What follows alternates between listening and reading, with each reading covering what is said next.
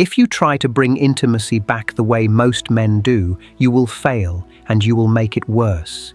Because most men, after years of silence in the marriage, try to fix it by going straight for the thing that is missing. They make a move, they initiate, they try to reintroduce the physical, and they get rejected again, harder this time, and conclude it is hopeless. Here is what they got wrong. Intimacy does not come back where it left. It comes back in reverse order, and it comes back slowly, through a sequence, and the physical part is the last stage, not the first. Tonight I am going to give you that sequence, the actual order of how a man rebuilds intimacy after years of silence, step by step, so you stop skipping to the end and starting a war. This is not theory. It is a method, and it works, but only if you have the patience to do it in the right order. Stay with me, because the order is everything, and doing it wrong is why every attempt so far has failed. Here is the road, which is also the sequence itself. First, you have to rebuild safety, because nothing else grows until it is safe again, and I will show you exactly what that means and how. Second, you rebuild emotional closeness, the connection that has to come before any physical one. Third, you reintroduce non-demanding touch, the bridge most men skip entirely. And then, at the end, how desire itself returns, and why it can only come last. Do not skip ahead, and more importantly, do not skip ahead in real life. The entire method is the order. Get the order wrong and none of it works. The first stage, before anything else, is safety, because after years of silence, the intimacy did not just fade, it became unsafe. Somewhere in there, reaching out started to mean risking rejection, and bringing up the subject started to mean a fight or a cold week. So both of you learned to stop, to protect yourselves with distance. You cannot rebuild intimacy on top of that. You have to make it safe to be close again first, and that begins not with grand gestures, but with the removal of pressure. As long as she feels that every warm moment is a down payment you expect to collect on later, she will stay guarded, because closeness has become a transaction she is behind on. Your first job is to make closeness safe, by making it free. In practice, that means you start giving warmth with no agenda attached and no expectation of return. A genuine compliment that leads nowhere. A kind gesture that asks for nothing. Attention that does not turn into a move. You are retraining both of you, teaching her nervous system that your warmth is no longer a bill she will have to pay, and teaching yourself to give affection without needing it to become something. This is the hardest part for many men because they are starving, and giving freely when you are starving feels impossible. But it is the foundation. A woman has to feel that she can be near you, receive your warmth, and not owe you anything, before she will willingly come any closer. Safety is built by the steady removal of pressure, repeated until she believes it. And let me be specific about what breaks safety, because men undo their own progress without seeing it. Safety breaks the instant warmth comes with a hook.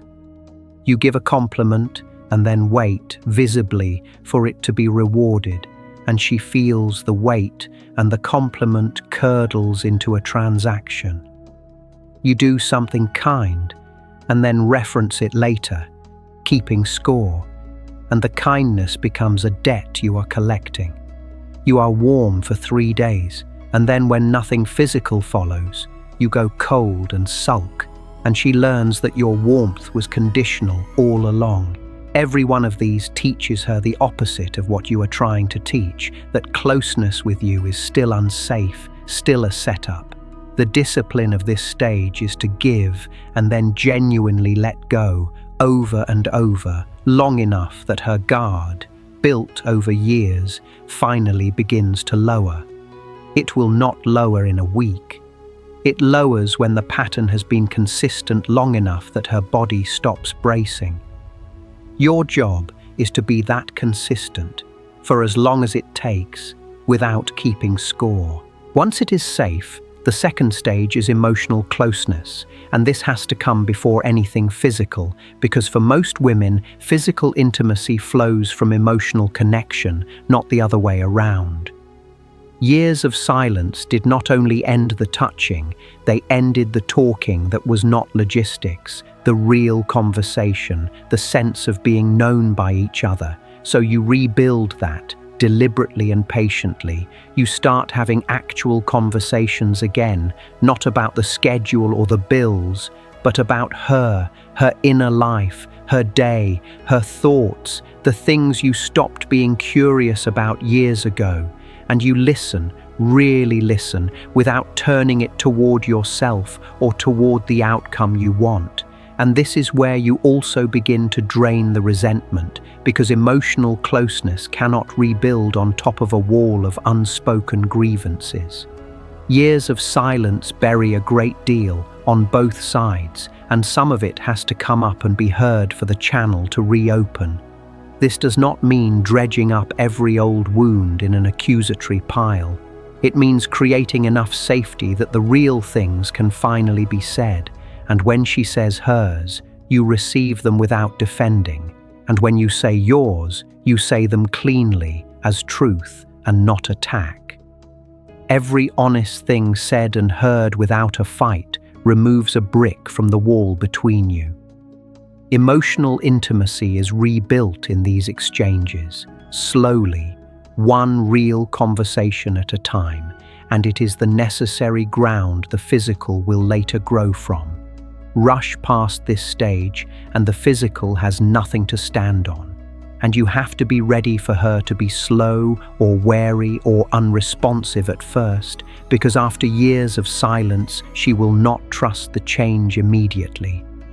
The first few times you try to have a real conversation, she may deflect, keep it shallow, or wait to see if this is a phase. Do not read that as failure, and do not give up.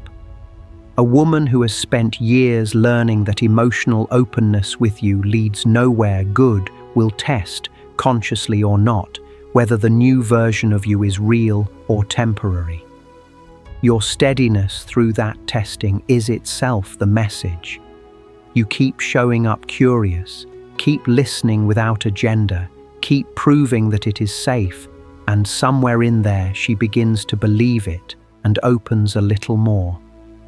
The men who fail at this stage are the ones who try twice, get a lukewarm response, and conclude she does not want to connect. The men who succeed understand that reopening a channel closed for years takes repetition, and they have the patience to outlast the wariness their own past silence created. Before I give you the two stages most men skip entirely, the touch bridge and the return of desire, do one thing for me. If you are serious about actually doing this, in order, with patience, type the word rebuild in the comments. One word.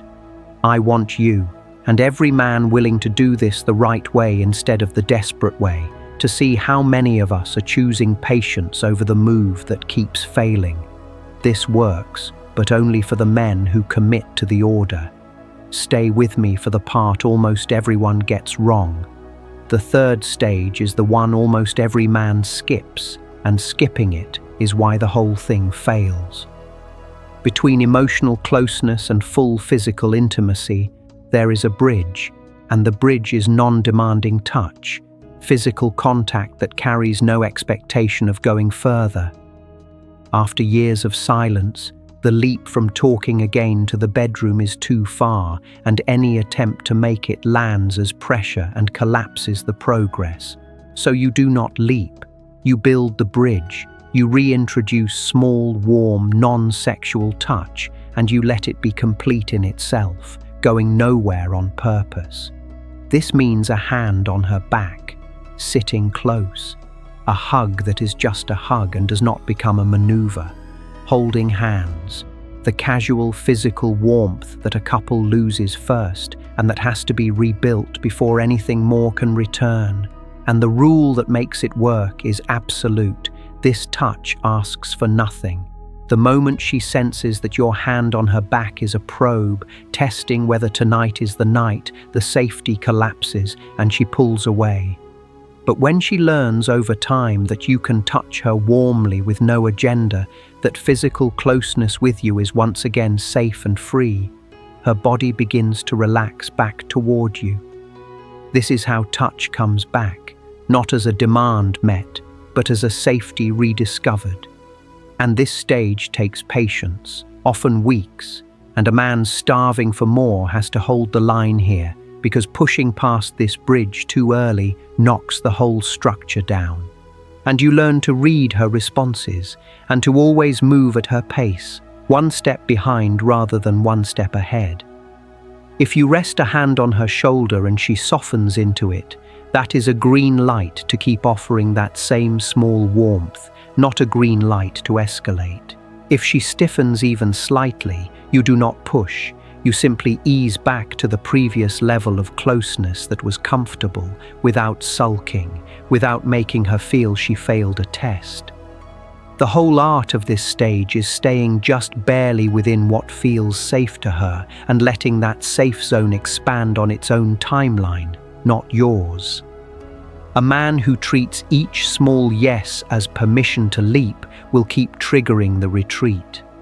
A man who treats each small yes as confirmation to stay steady lets her lead the pace of return, and paradoxically, that patience is what makes the return happen faster, because nothing accelerates a woman's willingness like feeling that she is genuinely in control of the pace and will not be rushed.